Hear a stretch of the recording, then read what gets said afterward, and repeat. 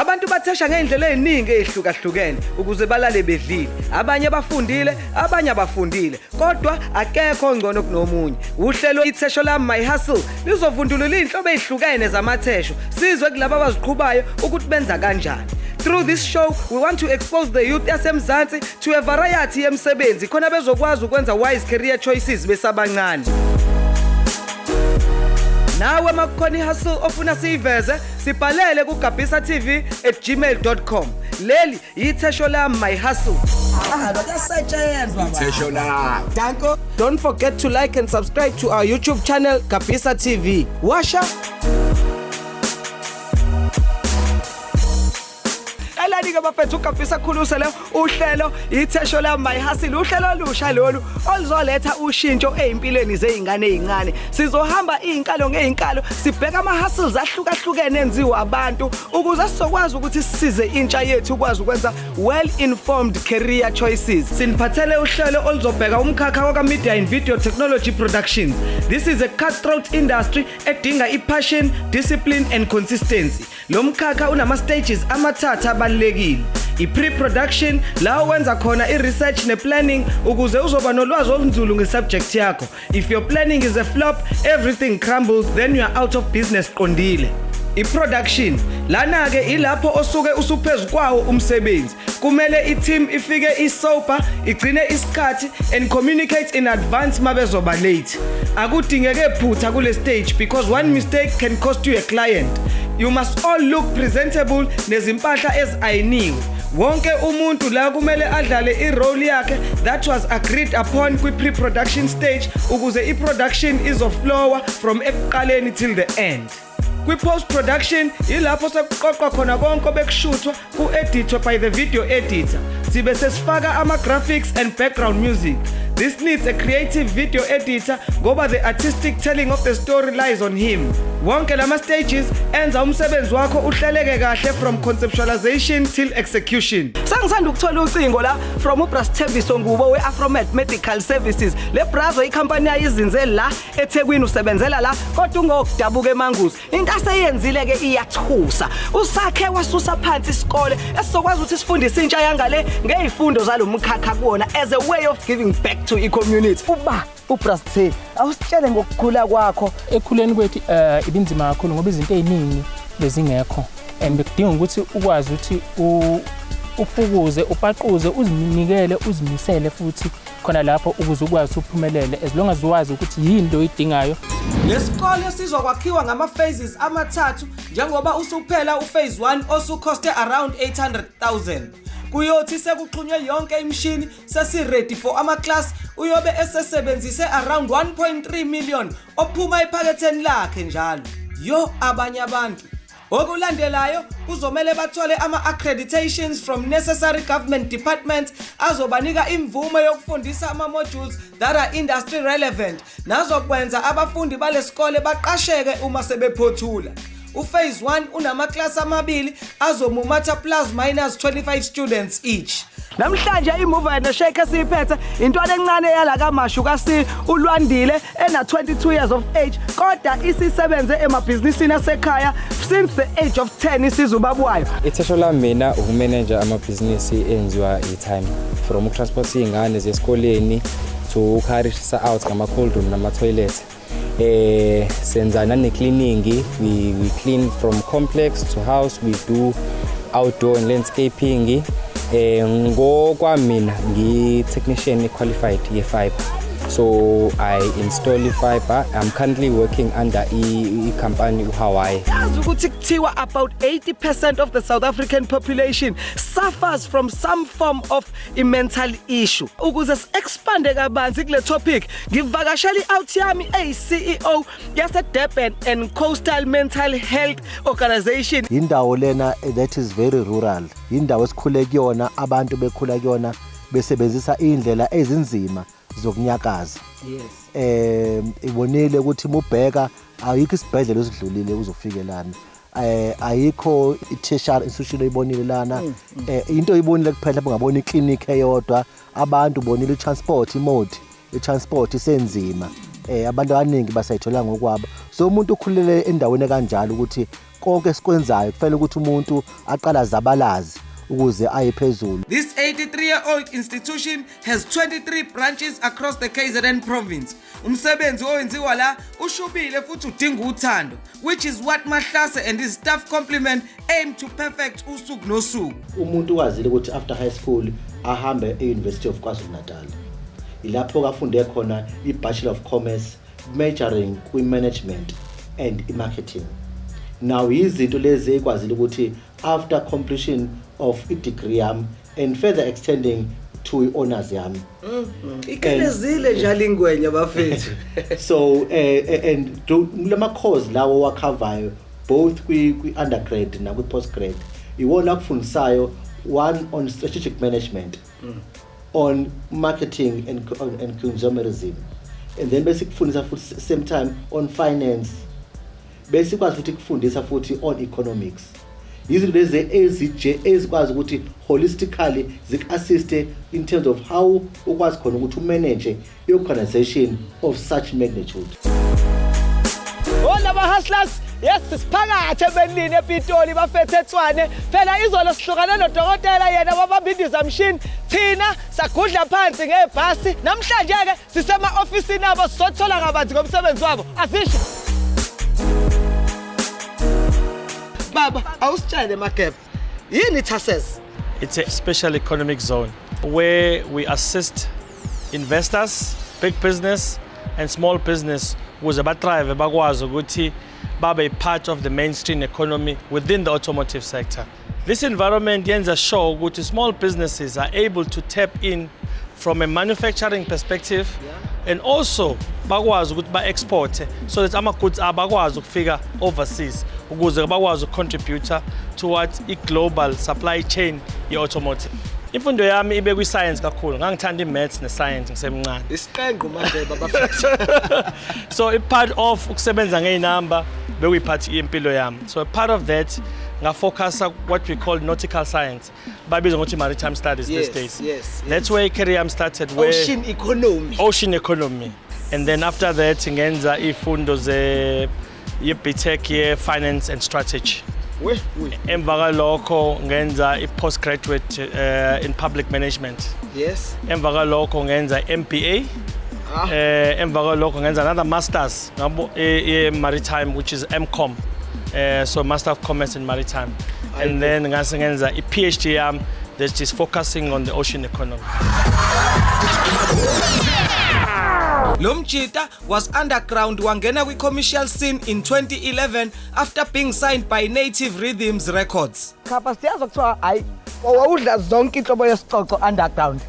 Bengimubi kakhulu. General. Yeah, yona into ebalekile. Hip hop iqala lapho bese unyuka nayo. Waqala ngokubhala i-poetry based on township experiences as a way of educating the youth until he met K Master, the producer, who influenced him to take his writings to studio. This agency was established in 2001. Yeah. The very mandate is to grow entrepreneurs and innovators in Gauteng.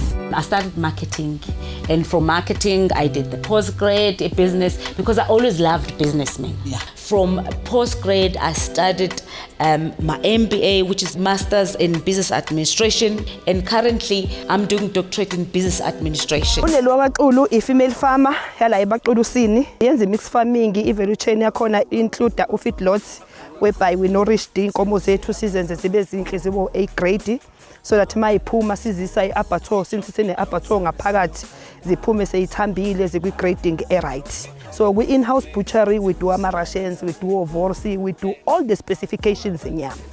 Thereafter, we do skin processing out of our own hides ekade siyihlaba e-abattoir yethu. Mangabe ngishiya umsebenzi wami ukuba i-social worker, I have to be strategic because ngangeke ngikwazi ukushiya isalary engaka bese ngizobhayiza. So kwakufanele kuqala ngichoose into escarce ukuthi uyenze mawukwa farming, especially umuntu wesifazane. Ingakho ngicatshela ukuthi I'm the only female abattoir owner in KZN.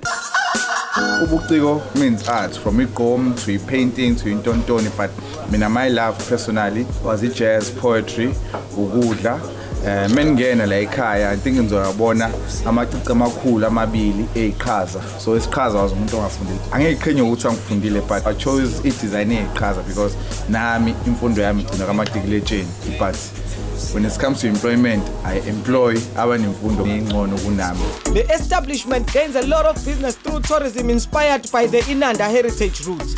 I-food menu yabo eqondisa amathe is compatible with the music, poetry and all other educational sessions that they hold here on a regular basis. Into ethandwa kakhulu ama-guest is the look and feel of this gem. Ekasi cabanga. The 8th Automechanica Johannesburg is South Africa's leading international trade fair for the automotive service industry that targets trade visitors from the sub-Saharan region and the entire world.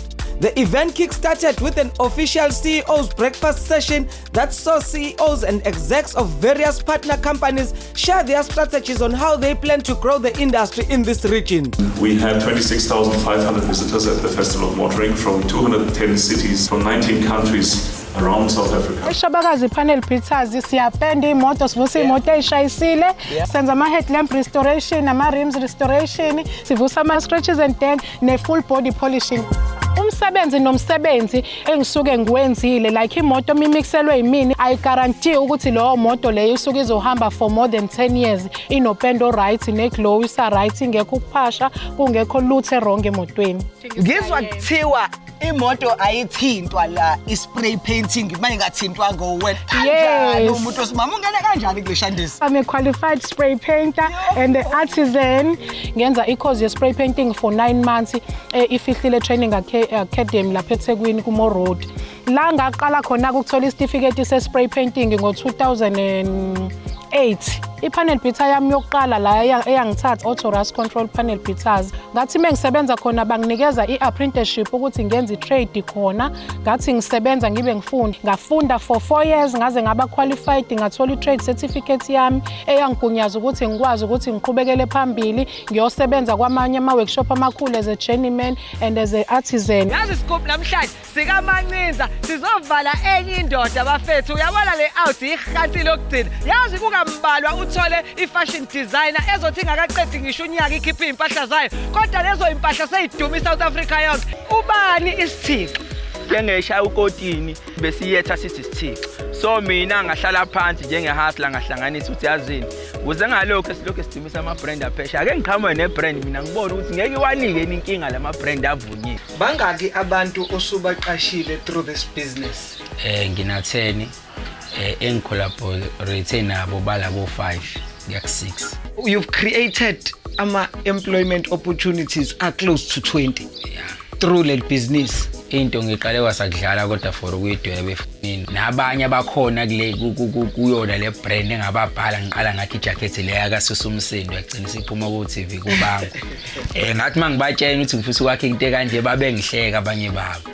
Kodwa abanye babo sikhuluma nje manje sebeyasho ukuthi cha mfana omncane wayenza into yenzeka sasikuthatha kancane. We are commemorating i-Disability Awareness Month with ingqalabutho ubaba uMusazulu. Story salo mjida abafethu siyangichaza ngoba at the age of 23 ngo-1995 la impilo yakhe isaqala khona ne-career yakhe wavele wangena kwi-car accident wahlala kwi-wheelchair. Lalela wakwazi kodwa ukuthi quickly overcome leyo disability wayishintsha impilo yakhe. Manje ngikhuluma nawe nje uyi-author, uyi-motivational speaker, uyi-artist abeseba i-business coach. I-language of me incwadi yakho yokuqala. Yes. Kwenzakalani kule ncwadi uma gebe ukusiphi state somqondo? Simfowethu i-language of me kwakuyigiya lokuqala.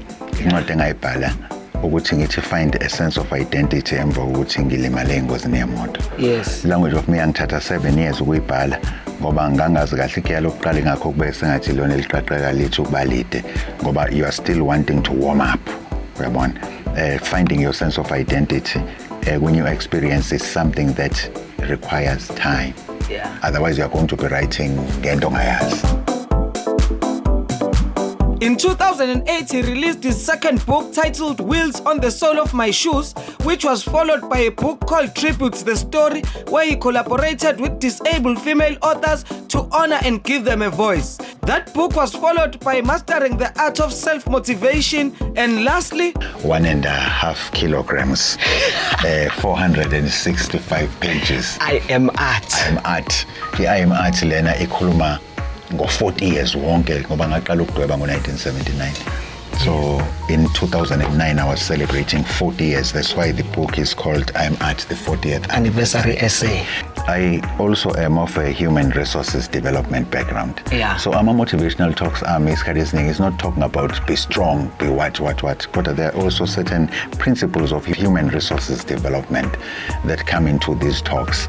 For instance, Mastering the Art of Self-Motivation, Lengte is a motivational module in a form of a book. Yeah. Isetshenziswa kakhulu leyo ncwadi kulama corporate events engimenywa kuwona as a motivational speaker ngoba ngisuke ngizokhuluma nama human resources. Yes. I-I'm Art le you are going to find ukuthi isikhathi esiningi izoduma kulezi zinto zo-art exhibition ngoba ngikhuluma nge-artistry la. Yes. I-language of me uzothola ukuthi isikhathi esiningi iqhamuka uma bekukhulunywa ngey'ndaba ze-disability. Yes. But it wheels on the sole of my shoes uzothola ukuthi strategic thinking ngoba the whole essence of the book was strategic thinking. The 3rd annual KZN Youth Business Awards are aimed to shine a spotlight on youth-owned businesses in KwaZulu-Natal and recognize their hard work and determination that they put into making their dreams a reality. These businesses create employment and grow the economy of the KZN province. They were founded by a businessman and a philanthropist, Sianda Calvin Tenga. It was back in 2020 during the pandemic, whereby ama-moral wabantu aye down esishawe i-COVID-19 amabhizinisi amaningi ayelimala, but at that time there were very few businesses aye-operator, and one felt ukuthi we need to do into uku-encourage nokumotivate abantu especially abasha ukuthi abaqhubeke noma kunzima. Kungilekelelile because kwanginikeza a provincial recognition kangangokuthi la isikhona njengamanje kwazile ngisho ukuthi abaphathi bakahulumeni bekwazi ukuthi besondele eduze besinikeze izinto njengey'nsiza kusebenza ne-sponsorship esilinganiselwa ku-1.2 million because we are a brand of which abantu abaningi bayisupporta kakhulu. Every day sihlezi sisebenza abantu befika bezojabulisa imindeni yabo nezithandazo zabo endaweni yethu. Don't forget to like and subscribe to our YouTube channel Gabisa TV. Washa